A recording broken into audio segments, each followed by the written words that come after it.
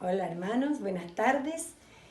Como todos ya sabemos y saben, no podemos juntarnos, así que vamos a hacer este culto por este medio, por los medios que tenemos, que es este. Vamos a empezar este culto en el nombre del Padre, del Hijo y del Espíritu Santo. Pedimos que el Señor esté aquí con nosotros.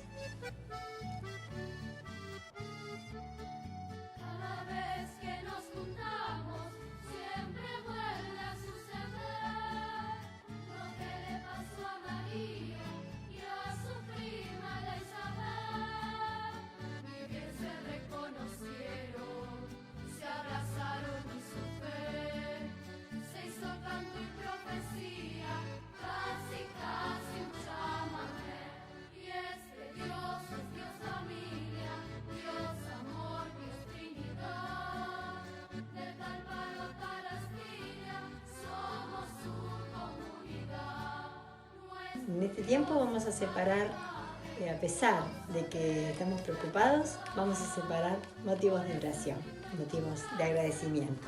Tengo algunos de los que recaben de algunos hermanos. Siri y Celaya dan gracias porque estamos unidos y porque nos podemos comunicar de esta forma.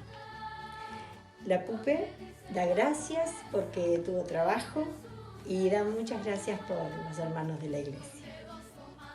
Marina dio gracias porque la neuróloga, a pesar de este problema que hay con este virus, la pudo atender y le dio un diagnóstico. Solana, que pudo descansar y que tuvo trabajo la semana pasada. Roxana, por seguir viva, que no es poco. Silvia da gracias por la congregación y por los hermanos de la congregación. Paula, porque el Señor nos sostiene y nos unimos en ese agradecimiento. El Señor nos sostiene, gracias a Dios. Elda le da gracias también por la vida, por que tenemos casa, por su familia y por todos los ángeles que la protegen y la cuidan como vecinos y familia. Muchos de nosotros tendremos otros motivos para dar gracias, así que le damos gracias al Señor porque tenemos amigos, familia, hermanos y Él nos cuida. Amén.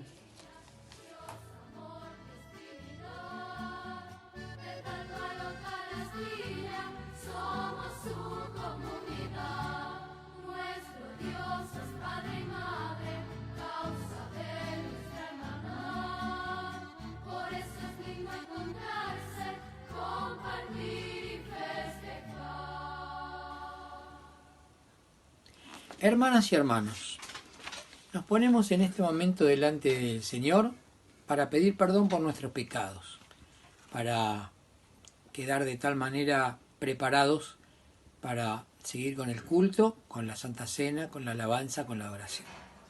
Les voy a leer de la carta del apóstol Pablo a los Efesios, capítulo 5, versículos del 8 al 14, que dice así. En otro tiempo ustedes eran oscuridad, pero ahora son luz en el Señor. Por tanto, vivan como hijos de luz, porque el fruto del Espíritu se manifiesta en toda bondad, justicia y verdad.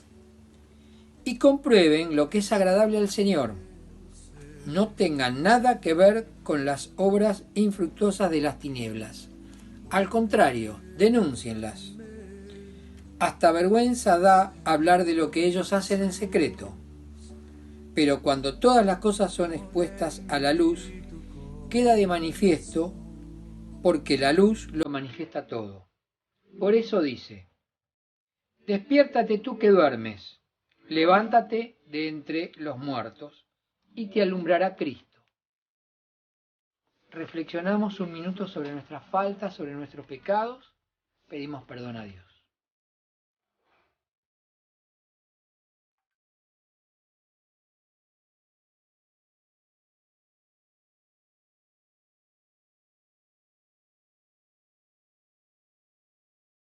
¿Quién de nosotros no ha pasado por momentos de oscuridad? ¿Quién de nosotros no se ha sentido dejado de ser hijo de luz Y esto es lo que nos ofrece Cristo. Con su sangre nos rescata, nos salva, nos santifica. El perdón de Jesús nos hace luz. Aceptemos esta absolución que Dios nos da, aceptemos este perdón y compartámoslo con nuestros hermanos. Y con este perdón recibido podamos dedicarnos a su alabanza, a su adoración, a compartir su palabra que nos santifica y nos edifica más.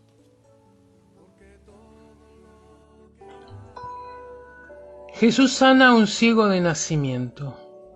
Al pasar Jesús vio a un hombre ciego de nacimiento, y le preguntaron sus discípulos diciendo: Rabí, ¿quién pecó, este o sus padres? ¿Y por qué ha nacido ciego? Respondió Jesús: no es que pecó este, ni sus padres, sino que ha nacido ciego para que las obras de Dios se manifiesten en él. Me es necesario hacer las obras del que me envió. Mientras que el día dura, la noche viene y nadie puede trabajar. Entre tanto que estoy en el mundo, luz soy del mundo. Dicho esto, escupió en tierra e hizo lodo con la saliva. Y untó con el lodo los ojos del ciego, y le dijo: ve a lavarte en el estanque de Siloé, que traducido es enviado. Fue entonces y se lavó, y regresó viendo. Entonces los vecinos y los que antes le habían visto que era ciego decían: ¿no es este el que se sentaba y mendigaba? Unos decían: él es, y otros: se parece. Él decía: yo soy. Y le dijeron: ¿cómo te fueron abiertos los ojos? Respondió él y dijo: aquel hombre que se llama Jesús hizo todo. Me untó los ojos y me dijo: ve al Siloé y lávate. Y fui y me lavé y recibí la vista. Entonces le dijeron: ¿dónde está él? Él dijo: no sé. Llevaron ante los fariseos al que había sido ciego. Cuando Jesús había hecho el lodo y le había abierto los ojos, era día de reposo. Volvieron pues a preguntarle también los fariseos cómo había recibido la vista. Él les dijo: me puso lodo sobre los ojos y me lavé y veo. Entonces algunos de los fariseos decían: ese hombre no procede de Dios, porque no guarda el día de reposo. Y otros: ¿cómo puede un hombre pecador hacer estas señales? Y había discusión entre ellos. Entonces volvieron a decirle al ciego: ¿qué dices tú del que te abrió los ojos? Y él dijo: que es profeta. Pero los judíos no creían que él había sido ciego y que había recibido la vista, hasta que llamaron a los padres del que había recibido la vista y les preguntaron diciendo: ¿es este tu hijo, el que ustedes dicen que nació ciego? ¿Cómo pues ve ahora? Sus padres respondieron y le dijeron: sabemos que este es nuestro hijo, y que nació ciego, pero cómo ve ahora, no lo sabemos. ¿O quién le haya abierto los ojos? Nosotros tampoco lo sabemos. ¿Edad tiene? Pregúntenle a él hablará por sí mismo. Esto dijeron sus padres porque tenían miedo de los judíos, por cuanto los judíos ya habían acordado que si alguno confesase que Jesús era el Mesías, fuera expulsado de la sinagoga. Por eso dijeron sus padres: ¿edad tiene? Pregúntenle a él. Entonces volvieron a llamar al hombre que había sido ciego y le dijeron: da gloria a Dios. Nosotros sabemos que ese hombre es pecador. Entonces él respondió y dijo: si es pecador, no lo sé. Una cosa sé, que habiendo yo sido ciego, ahora veo. Le volvieron a decir: ¿qué te hizo? ¿Cómo te abrió los ojos? Él les respondió: ya se los dije, y no me quieren escuchar. ¿Por qué no quieren oír, lo quieren oír otra vez? ¿Quieren ustedes ser sus discípulos? Y le insultaron y le dijeron, tú eres su discípulo, pero nosotros somos discípulos de Moisés. Nosotros sabemos que Dios ha hablado a Moisés. Respecto a este no sabemos de dónde sea. Respondió el hombre y les dijo, pues esto es maravilloso. Ustedes no saben de dónde es, y a mí me abrió los ojos. Y sabemos que Dios no oye a los pecadores, pero si alguno es temeroso de Dios y hace su voluntad, a ese oye. Desde el principio no se ha oído decir que alguno abriese los ojos a uno que nació ciego. Si éste no viniera de Dios, nada podrían hacer. Respondieron y le dijeron, tú naciste del todo en pecado, y nos quieres enseñar a nosotros. Y lo echaron. Oyó Jesús que le habían expulsado, y hablándole le dijo, ¿crees tú en el Hijo de Dios? Respondió él y dijo, ¿quién es Dios para que crea en él? Le dijo Jesús, pues le has visto, y el que habla contigo, él es. Y él le dijo, creo, tú eres Dios. Y le adoró. Dijo Jesús, para juicio he venido yo a este mundo, para que los que no ven, vean, y los que vean, sean cegados. Entonces algunos de los fariseos que estaba con él, al oír esto, le dijeron, ¿acaso nosotros somos también ciegos? Jesús le respondió, si fueran ciegos, no tendrían pecado. Pero ahora, porque dicen, vemos, sus pecados permanecen. Es palabra de Dios.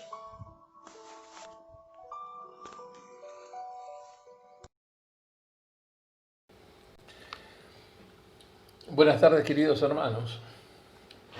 Vamos a invocar al Espíritu Santo para que esté con nosotros y para que abra nuestros corazones y nuestros entendimientos, a fin de poder captar cada palabra de lo que el mensaje nos propone y nos dice para crecimiento de nuestra vida espiritual. Amén. Lo pedimos en el nombre de Jesús, en el todopoderoso nombre de Jesús. Amén. El Evangelio dice que un ciego recupera la vista. Y estamos hablando de, en aquellos tiempos, que tanto las viudas como los ciegos eran los estratos más bajos, las clases sociales más bajas y más vulneradas de la sociedad. Ya que estos, para sobrevivir, tanto viudas como ciegos, dependían de la caridad pública. Por ese entonces era muy común encontrar viudas y no videntes en las cercanías del templo, siempre en actitud suplicante, para promover pensamientos caritativos entre quienes pasaran por allí. Los discípulos ven a este ciego luego de salir del templo. Las ideas religiosas imperantes entre aquellos maestros de la ley consistían en suponer que todo sufrimiento, incluyendo la ceguera, era producto del pecado, ya sea que fuere cometido por el propio individuo, aún desde antes de nacer. Los maestros de la ley y los fariseos explicaban esto con una extraña teoría sobre la existencia de un pecado prenatal, por lo que se creía que un feto, estando dentro del vientre materno, también podía pecar. El otro argumento que manifestaban era que podían ser víctimas de pecados cometidos por sus progenitores.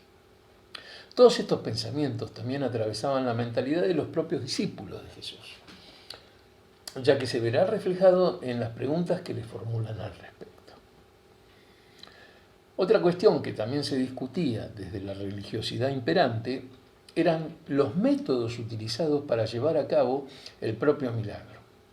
El Señor Jesús, según nos narra este Evangelio, utiliza su saliva y sus dedos para amasar un poco de barro.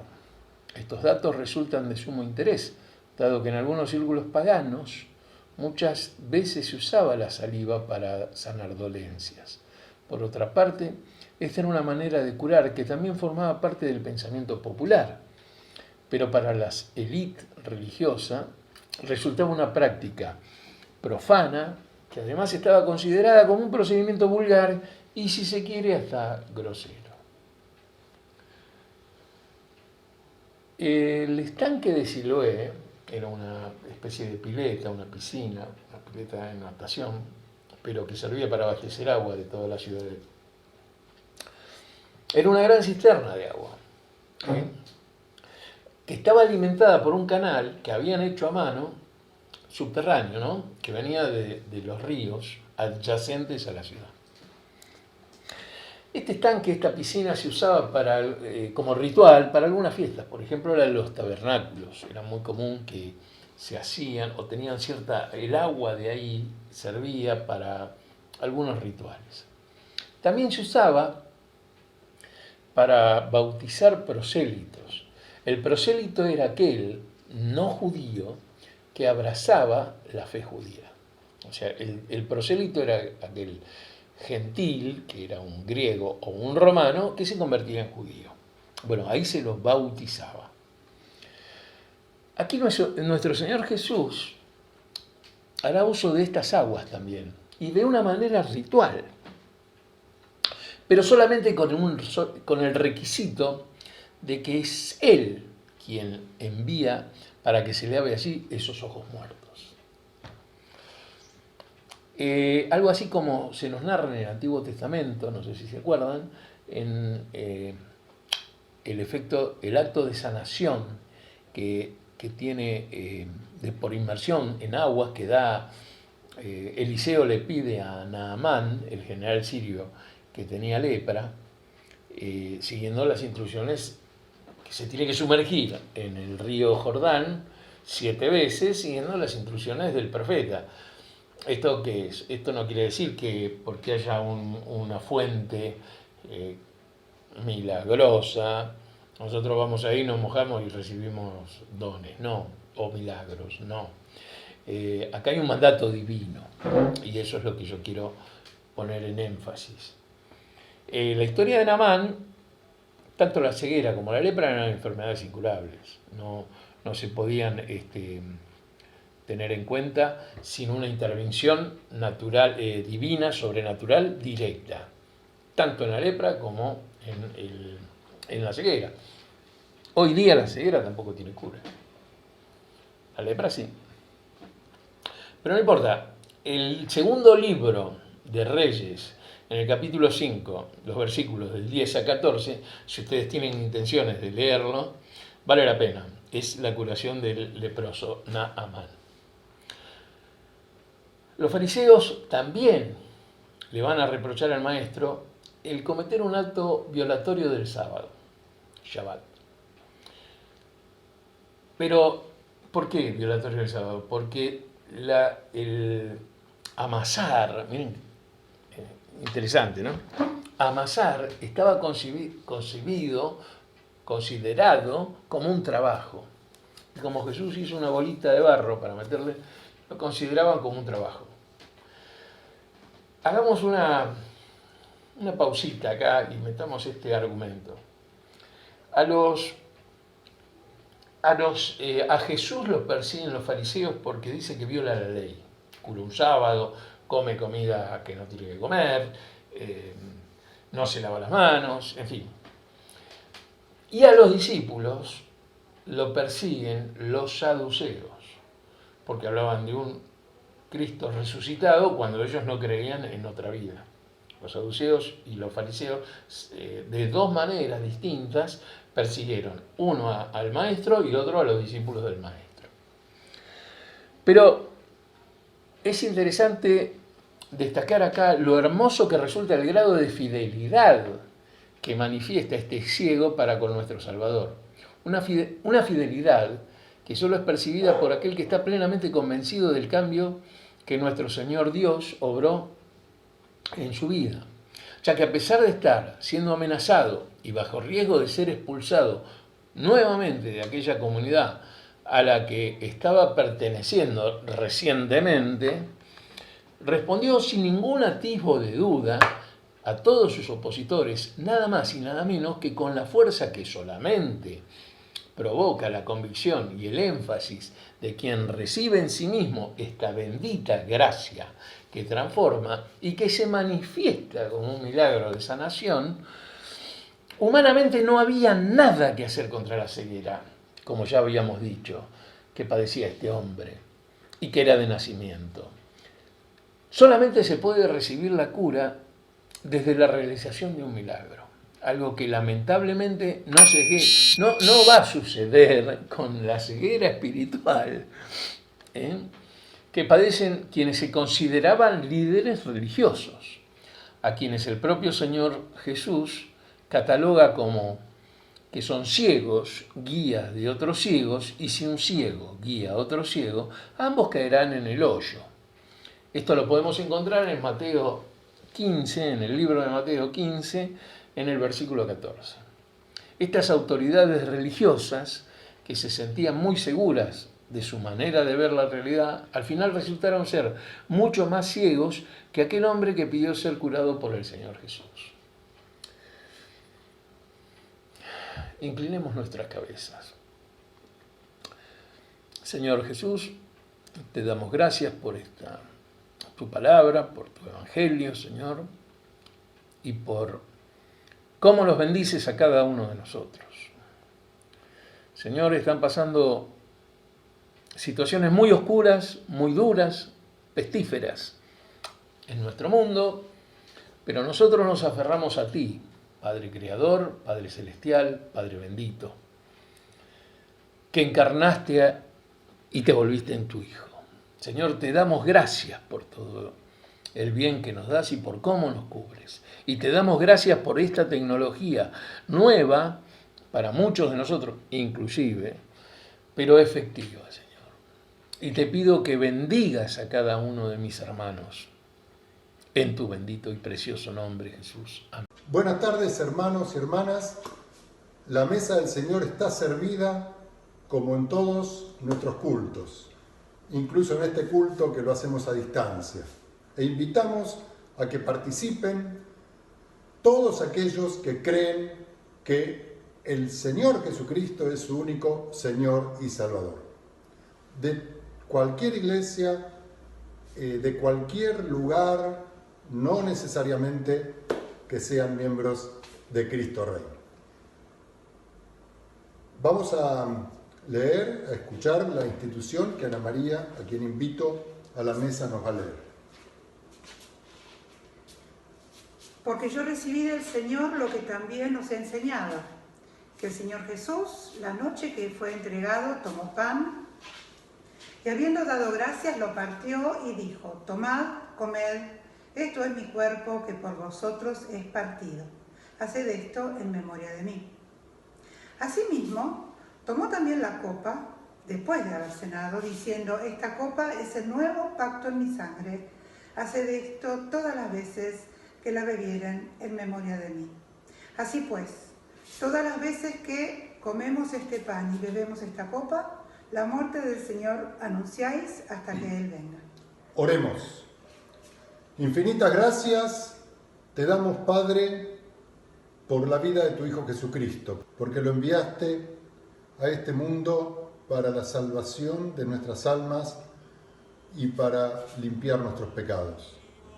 Te rogamos que en este momento baje tu Espíritu Santo sobre este pan, sobre este vino, y los transforme en nuestros corazones en comida y bebida de salvación.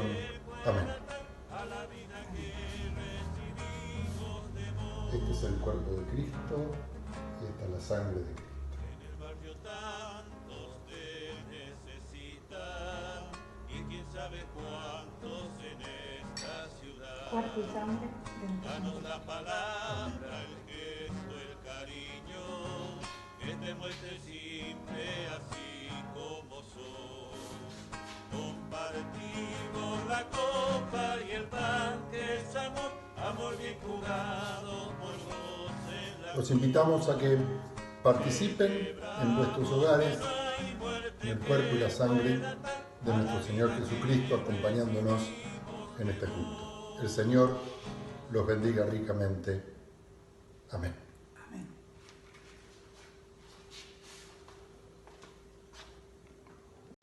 Buenas tardes, hermanos. Queremos en este momento poner en oración todos los motivos que fuimos compartiendo y recibimos junto al equipo pastoral. Vamos a entregar al Señor nuestros pedidos y nos acordamos de Daniel, el hermano de Patricia. Oramos por Roxana, que va a empezar un nuevo tratamiento. También pedimos por Mercedes, la hermana de Silvia, y la mamá de Irene, Ana Moabro, por su salud. Pedimos trabajo por Pupe, Silvia y sus hijos. También pedimos sanidad para Eder, la amiga de Elda, que la operaron el 18. Pedimos por Esther, es amiga de Melissa y también tenía una cirugía, y por toda su familia. Por la salud de Francisco y de Solana. Por Marcos, esa persona que les contamos que había tenido el accidente en la pileta y se está recuperando. Queremos pedir también por los médicos. Por los médicos que nos cuidan. Y Mirko, ¿querías pedir? Por las vacunas. Que salga una vacuna y que se termine pronto la cuarentena. El que se da una vacuna este año ya puede salir. Claro, porque queremos salir pronto de la cuarentena. Nos acordamos del curso que está haciendo Coronel también y pedimos que cuando vuelva lo pueda completar bien. Nos acordamos de la gente que está en situación de calle y por los que la están pasando no tan bien. Que Dios nos dé un corazón abierto, sabiduría y paciencia para atravesar esta prueba. Y también que Dios termine la cuarentena. Ya va a terminar pronto. Pero nos acordamos que cumplir esta cuarentena es hacer todo el bien que podamos. Niki, Hagamos todo el bien que podamos, por todos los medios que podamos, en todas las maneras que podamos, en todos los lugares que podamos, a todas las personas que podamos, con la ayuda de Dios. Que Dios los bendiga.